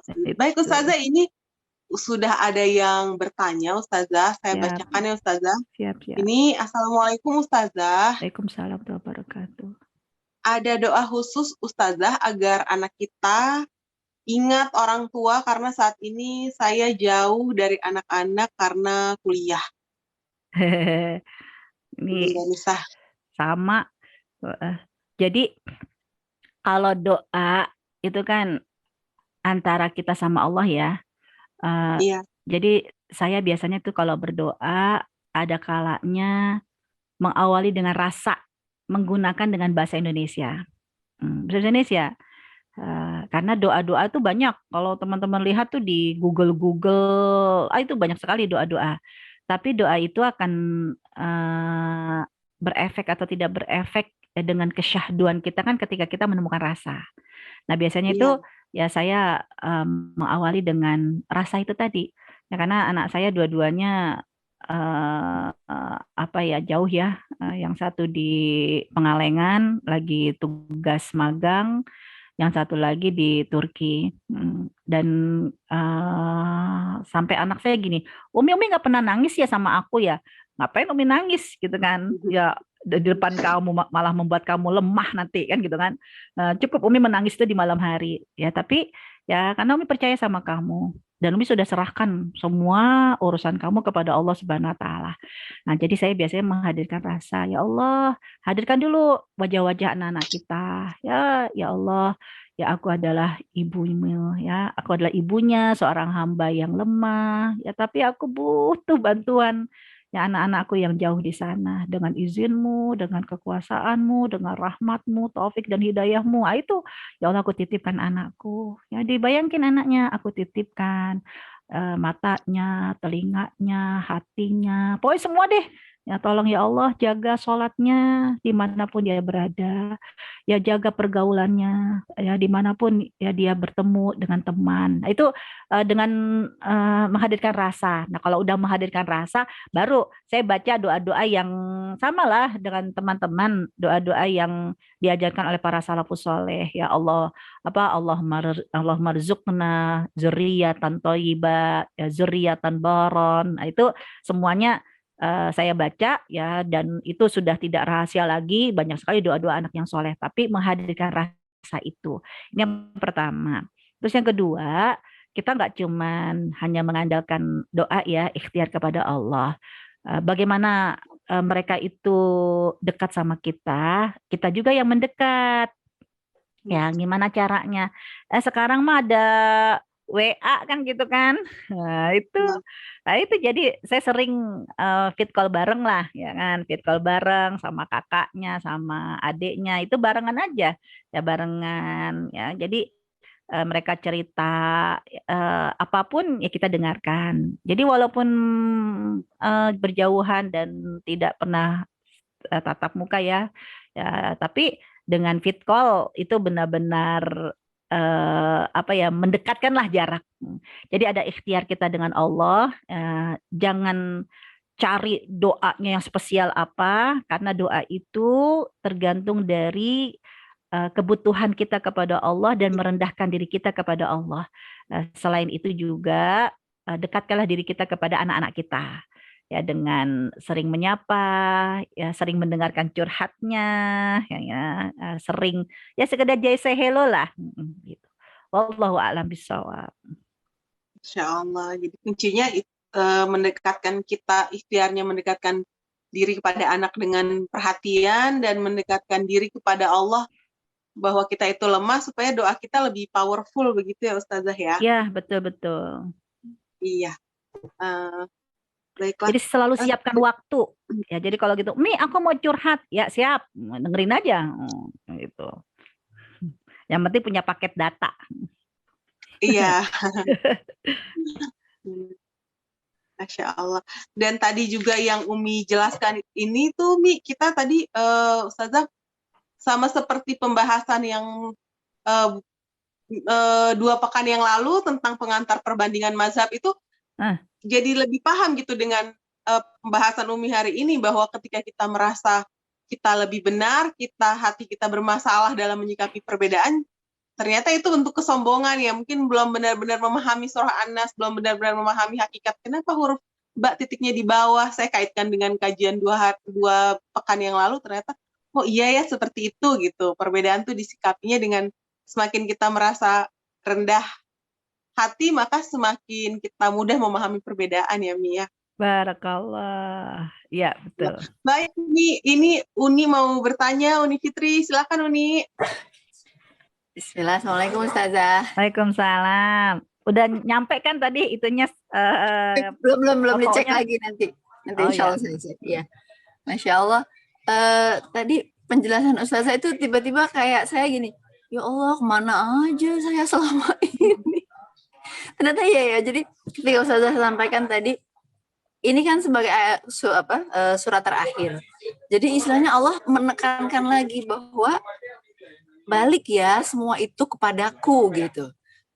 Kamu udah bisa ini segala macam lah, udah dapet ilmu ini lah, tapi tetap aku sebagai gitu loh, Robnya sebagai ini. Cuma saya masih agak bingung tentang apa beda ilah sama malik. Apakah kan sebenarnya itu udah sama-sama yang maha-maha gitu. Apa Allah masih mau menekankan kepada kita bahwa karena Allah tahu sih kita suka ngeyel itu tadi gitu mungkin ya. Jadi benar-benar perlu penegasan begitu, Ustaz. Malik itu masuk dalam Allah sebagai Rob. Ya, jadi Malik itu Allah ingin menunjukkan kuasanya sebagai raja. Nah, kamu ngaku yang punya mulut, kamu ngaku yang punya perut, tapi kamu kan nggak bisa ngatur apa yang kamu makan itu jadi makanan, itu jadi gizi atau jadi bikin lemak kan begitu kan. Nah, itu Malik ini masuk dalam sifat Allah yang Rob. Ya, Allah sebagai pemberi, Allah menciptakan, berikan rezeki dan mengatur. Artinya ini sebagai cara Allah untuk mengajak manusia berpikir. Ya, karena kamu aja merasa punya kehidupan sendiri, tapi kamu banyak tidak sadar bahwa semua yang dalam kehidupan kamu, dalam tubuh kamu itu adalah Allah yang mengatur. Nah, sedangkan konsekuensi orang yang sudah kenal Allah sebagai Rob adalah ilah. Begitu nih Fitri. Wallahu a'lam. Alhamdulillah. Cuman sama satu lagi Ustazah tadi bahwa setan itu kan membisik-bisikkan pada saat kita lalai. Soalnya entah berapa saat ini, kok saya kayaknya kalau ngaji ya cukup sebentar saja, tapi kemudian buka WA panjang banget, aduh nauzubillah. Jadi memang belum beberapa waktu yang lalu sempat dengar juga bahwa jin itu jin ya, nanti di akhirat mereka akan istilahnya berkhutbah bahwa saya kan cuma ngajak, saya nggak punya kuasa apa-apa. Ya Allah, udah tahu ya kadang-kadang nih handphone ini ganggu aja deh, udah gitu. Tapi tetap aja dipegang lagi, dibuka lagi, atau gimana itu cara ininya ya Ustazah, mengembalikan lagi kita ke track supaya kita ya bukan ya nggak susah ya menjadi alim, orang alim atau alim betul. Bahasa Indonesia ya, alim bukan alim berilmu gitu. Maksudnya yang kita benar-benar berusaha di jalan Allah. Ya oke lah, kita belum sampai ke situ, tapi naiklah, nggak lalai-lalai amat. Ya, itu gimana? Kalau dengan jin, memang itu kan hubungan kita dengan Allah ya, kedekatannya. Tapi ketika godaan sama manusia, Rasulullah SAW menyuruh kita pada saat kita digoda oleh manusia, kita butuh lingkungan yang juga sama-sama manusia. Misalnya kayak handphone. Ini kan pertanyaan Uni itu kan gue banget. Semuanya kayak begini. Dan disitulah kita butuh teman kita yang mengingatkan. Ya kayak suami, anak-anak. Dibuat kesepakatan. Kan begitu. Ya dibuat kesepakatan. Ya bisa jadi saat ibunya yang lupa, ya suaminya yang ingat. Bapak ibunya lupa, anaknya yang ingat. Kan gitu kan. Karena dalam surat Al-Asr ya, Allah yang mengingatkan innal insan, bentuknya tunggal. Ya, insan itu satu manusia. Manusia itu kalau mau berbuat baik sendirian, lafi khusr. Gak bisa, pasti rugi. Ilaladina, bentuknya jamak. Berarti apa? Dia butuh bersama-sama, butuh lingkungan. Jadi caranya nggak bisa kita mengandalkan kekuatan sendiri. Ya lupa, nggak berasa gitu kan. Tapi kita perlu ada colekan dari orang lain. Jadi yang nyolek kudu napak, jangan yang kagak napak. Ya, baik Ustazah. Wallahu a'lam. Jazakillah khair Ustazah. Sama-sama. Masya Allah. Malah serem ya Ustazah kalau yang nyolek nggak nampak. Nah itu dia.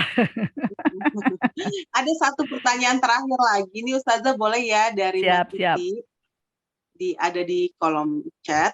Assalamualaikum, waalaikumsalam. Izin bertanya Ustazah tentang was-was yang berasal dari bisikan syaitan atau bukan, itu bagaimana membedakannya? Bolehkah kita hanya meyakinkan diri bahwa ini hanya bisikan syaitan sehingga kita terus melanjutkan urusan kita dan bukan petunjuk dari Allah bahwa ada kesalahan dari apa yang kita lakukan? Syukron Ustazah. Afwan. Memang sih nggak melulu kita seuzon sama setan. Karena bisa jadi kata setan, ih gue gak ngapa-ngapain, emang dasar Allah kan gitu kan. Nah untuk itu pertanyaan yang bagus, karena dulu pernah ditanya juga oleh sahabat yang bernama Wabisah. Ya karena kan setan itu menggoda melalui bisikan hati. Nah hati ini adalah raja. Nah untuk itu Rasulullah menyuruh kepada Wabisah, jauh sebelum kita nyalahin orang, nyalahin setan, kita perlu screening dulu, kira-kira hati kita sehat atau sakit. Dan itu yang diajarkan oleh Rasul kepada Wabisah. Ya, ketika Wabisah bertanya, ya Rasulullah gimana sih saya bisa tahu ini baik, ini buruk? Ya, apa kata Rasulullah kepada Wabisah? Istaftaka qalbak, minta fatwa aja kepada hatimu. Dah, gimana caranya saya bisa minta fatwa kepada hati? Nah, hati yang baik, maka apa kata Rasulullah? Ya, ketika di depanmu ternyata respon hatimu itu tenang, ya, maka perbuatan tersebut adalah perbuatan yang baik. Tapi ketika kamu berhadapan dengan segala sesuatu, ada apakah berhadapan dengan orang, berhadapan dengan peristiwa, berhadapan dengan perbuatan, maha kafin nafs, kayaknya ngeganjel di hati. Wataradat, dan berarti hati kamu memberi fatwa. Itu perbuatan yang tidak baik. Itu perbuatan yang salah. Nah, jadi bisikan hati itu ketika berdebar, ketika rasa khawatir, was-was, berarti itu perbuatan maksiat, perbuatan yang tidak baik. Tinggalkanlah. Hati yang seperti ini, kalau hati yang lurus, bukan konslet. Jadi saya mungkin pernah menyampaikan di forum teman-teman juga, sebelum kita nyalain setan, kita screening dulu hati kita konslet atau benar. Yaitu apa? Kita sepakat kalau perbuatan dusta itu perbuatan yang maksiat. Ngebohongin orang itu pasti maksiat. Mau yang dibohongin anak kek, yang dibohongin suami kek, itu perbuatan yang maksiat. Nah kira-kira ketika kita kepengen ngebohongin bapaknya anak-anak, pengen bohongin suami, mendengar derap kakinya, bunyi mesin kendaraannya, kira-kira sebelum kita ketemu untuk berbohong, ya hati kita deg-degan atau hati kita tenang? Kalau anaknya, mami, ntar ketahuan gak? Shh, diam. Kamu kalau kayak begitu gelisah, nanti ketahuan kita bohong. Nanti gak digantiin loh sama papimu loh. Handphone kamu rusak karena begini. Kan gitu. Udah diem. Padahal anaknya bilang, mami, itu papi udah pulang. Kira-kira nanti, aduh, shh, diam. Nah, ternyata apa? Hatinya mantep mau ngebohongin suami. Berarti hatinya konslet. Ya, tapi kalau, ya Allah, ya semakin dekat derap langkahnya, semakin kita deg-degan, berarti hati kita masih hati yang baik. Pelihara ini. Nah kalau udah terbiasa, kita nggak sensitif, hati kita konslet, hati kita disuruh jadi MC di acara forum taklim Azhari, jangan dong Uni, jangan dong Ibu, aku suka deg-degan. Nah Kan katanya kalau deg-degan tinggalkanlah. Karena tinggalkan yang membuat kamu berdebar, lakukan yang buat kamu tenang. Disuruh jadi MC deg-degan. Berarti apa? Ini perbuatan yang ditolak oleh hati nurani. Berarti konslet. Giran disuruh berbuat baik deg-degan. Giran berbuat maksiat malah tenang. Nah, kalau kita sudah terbiasa seperti ini, maka Allah itu akan selalu menjaga kita dengan sensitif hati ini.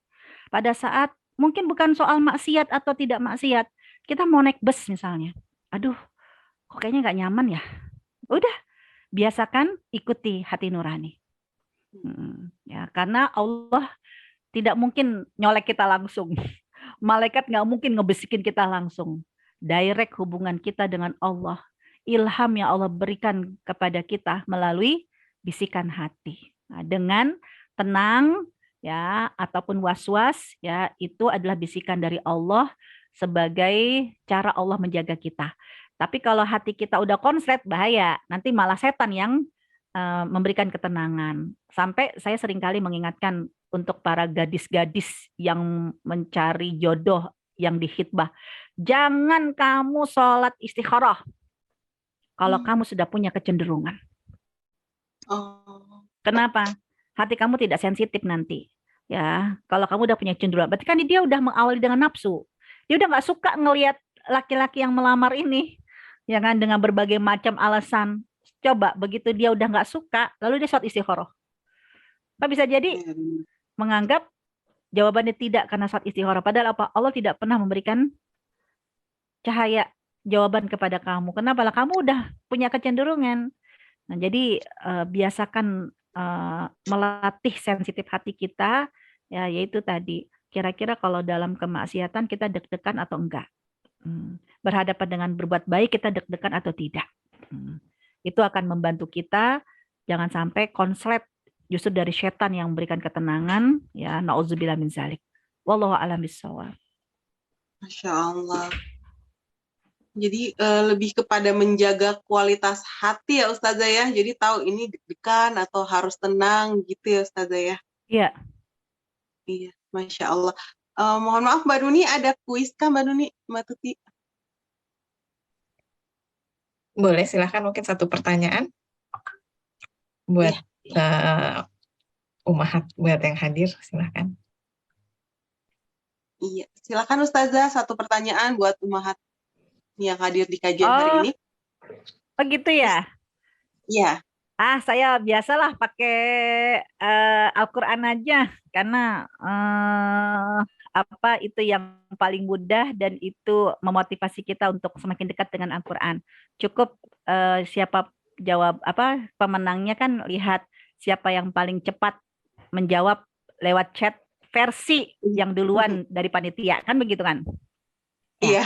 Ya. Tadi Allah Subhanahu wa taala sudah menyebutkan salah satu doa yang meminta perlindungan dari upayanya setan itu, Rabbi a'udzubika min hamazatis syayatin wa a'udzubika rabbi ay yahdurun. Ya, itu ada di dalam Al-Qur'an. Nah, pertanyaannya surat berapa, tapi dilengkapi dengan nama surat itu plus 2 surat sebelumnya.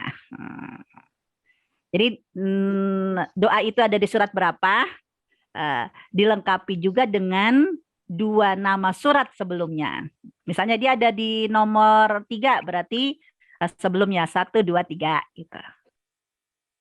Ya, silahkan Ummahat.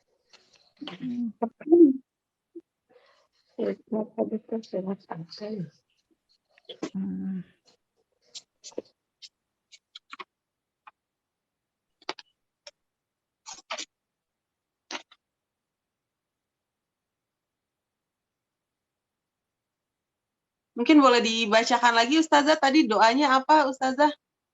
Rabbi a'udzubika min hamazatis syayatin wa a'udzubika rabbi ay yahdurun. Kalau yang filenya udah di-share sama Bu Fitri dan tadi di slide sih sudah ada. Nggak apa-apa. Ya. Saya hitung mundur dari 5, kalau nggak ada nanti saya kasih clue-nya dulu. gitu kan? Suratnya di berapa? Belum ada yang masuk? Hitungan mundur deh. 5, 4,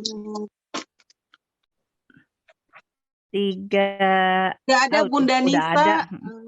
Udah ada nih Bunda Nisa. Bunda Nisa jawab Quran surah ketiga ayat 36. Mbak Nuni jawab Quran surah ke-23. Memang dan disebutkan benar, dua surah sebelumnya. Kalau cuman suratnya itu aja berarti dia dapat setengah dari jatah hadiah kuesioner. Berarti jangan dikasih tahu dulu nih Ustazah jawaban yang benar. Silahkan yang mau menjawab lebih lengkap lagi karena Ustazah minta sebutkan 2 surah di atas surah ini ya Ustazah ya. Sebelumnya ya. Silakan Mahat. Karena 2 jawaban ini juga berbeda nih Ustazah, mau dipakai salah satunya. Benar. Tapi salah satunya ada yang benar nggak di Ustazah? Salah satunya dari 2 ini. Di antara 2 itu, baik yang 36 ataupun 23, itu memang dua-duanya doa perlindungan. Tapi yang redaksinya, a'udzubika rabbi ayyahdurun, itu hanya salah satu yang di 2 jawaban ini ada yang benar. Oh, tuh udah dikasih clue tambahan nih Ummahat, jadi lebih gampang lagi nih. Yuk.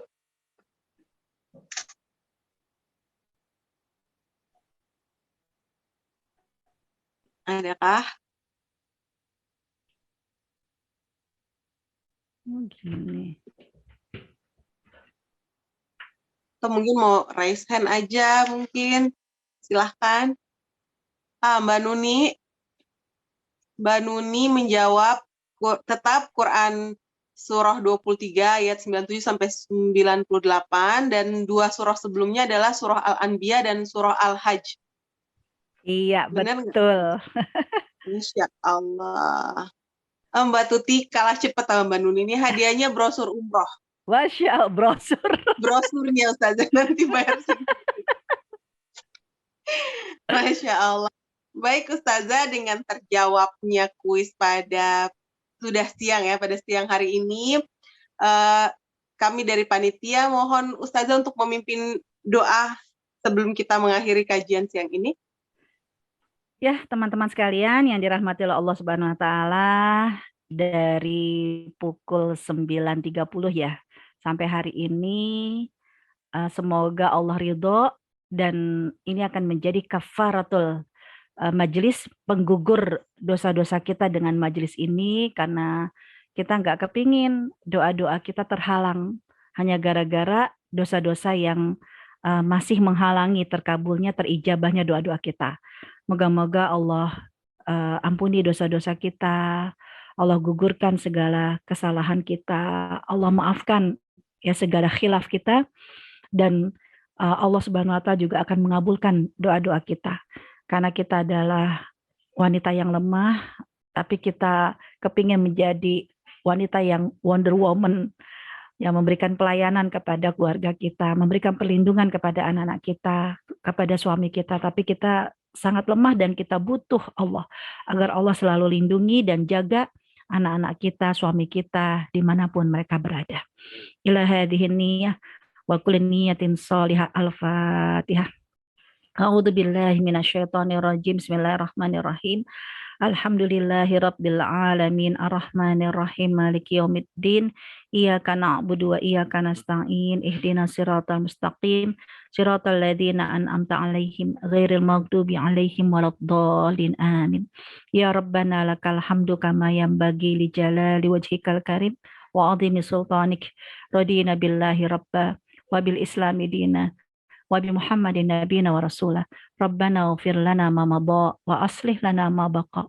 Rabbana auzi'na an nashkura ni'mataka allati an'amta 'alaina wa 'ala walidina wa an na'mala salihan tarda wa aslih lana fi dzurriyyatina inna tubna ilaika wa inna minal muslimin. Rabbana hab lana min azwajina wa dzurriyyatina qurrata a'yun waj'alna lil muttaqina imama. Allahumma ja'alna muqimas shalah wa min zurriyyatina rabbana wa taqabbal du'a. Rabbana ighfir lana wa liwalidina wa lil mu'minina yauma yaqumul hisab. Rabbana atina fid dunya hasanah wa fil akhirati hasanah wa qina adzabannar. Wa sallallahu ala sayyidina Muhammad walhamdulillahi rabbil alamin. Amin amin ya rabbal alamin. Masya Allah. Amin ya rabbal alamin. Jazakunallah, jazakillah khair Ustazah atas ilmu yang diberikan hari ini. Semoga Allah mampukan tidak hanya untuk memahami tapi juga mengamalkan dalam kehidupan kita sehari-hari. Saya selaku MC mohon dibukakan pintu maaf yang sebesar-besarnya. Sampai ketemu pada kajian-kajian selanjutnya. Wabillahi taufiq wal hidayah. Wassalamualaikum warahmatullahi wabarakatuh. Waalaikumsalam.